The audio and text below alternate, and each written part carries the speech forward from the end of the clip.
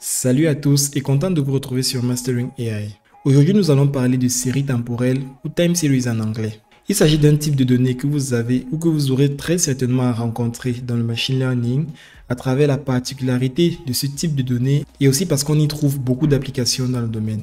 Raison pour laquelle nous allons parcourir ensemble ce concept à travers une mini-série de vidéos, le but étant de vous donner les bases nécessaires à la compréhension du concept de time series et comment ils sont utilisés dans le machine learning.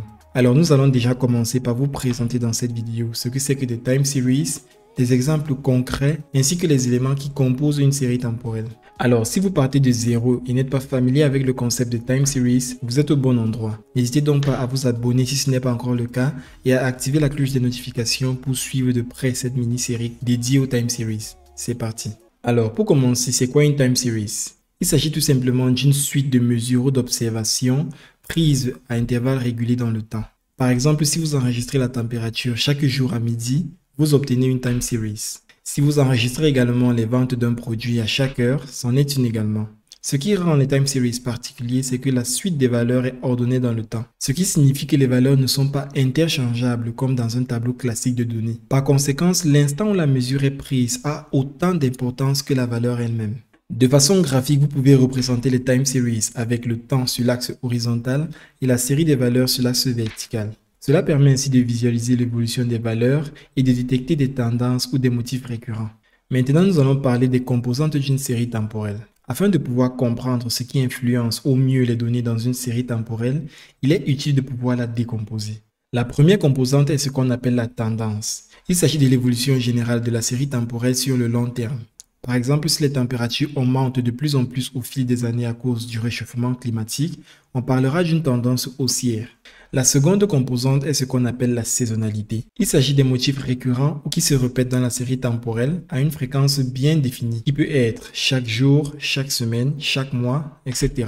Par exemple, dans les commerces, on va observer généralement un pic de vente généralement en Noël ou en période d'été. En météo, par exemple, la température suit un cycle annuel où chaque année elle varie spécifiquement en fonction de la saison. Enfin, la troisième composante est ce qu'on appelle un bruit. Ce sont des variations aléatoires, imprévisibles qui ne suivent ni une tendance ni un motif régulier. On peut avoir par exemple une journée exceptionnellement très chaude en hiver ou une panne de caisse qui entraîne une chute des ventes durant une journée donnée.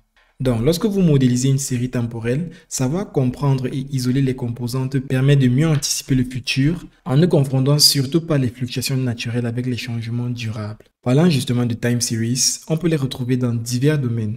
Que ce soit en météo où vous pouvez mesurer les valeurs de la température, de l'irradiance et de bien d'autres paramètres en fonction du temps, ou dans les marchés financiers où le prix d'une action ou d'un indice fluctue énormément d'une seconde ou d'une minute à l'autre, dans le commerce également où l'on peut enregistrer les ventes quotidiennes d'un produit dans un magasin, ceci afin d'anticiper la demande, d'optimiser les stocks ou de gérer les périodes de forte affluence. On peut également retrouver les time series dans le trafic routier où l'on peut mesurer l'affluence de la circulation dans un carrefour toutes les 5 minutes ou toutes les heures afin d'identifier clairement les périodes à forte affluence ou beaucoup plus fluides.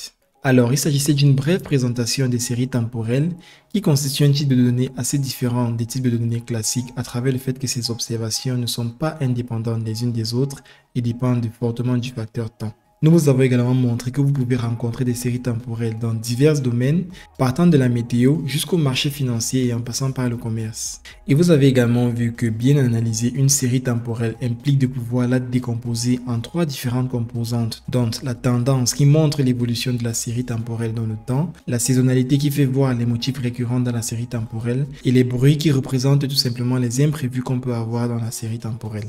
Dans la prochaine vidéo, nous allons aborder un ensemble de modèles classiques qu'on peut rencontrer lorsqu'on manipule des time series et nous allons expliquer le principe de chacun de ces modèles et comment les implémenter concrètement. Alors une fois de plus, abonnez-vous et activez la cloche de notification pour rester connecté et ne pas manquer la suite. Merci de lâcher également un petit pouce bleu si vous avez aimé cette vidéo et si vous avez appris un peu sur le concept de time series. Merci et à très bientôt sur Mastering AI.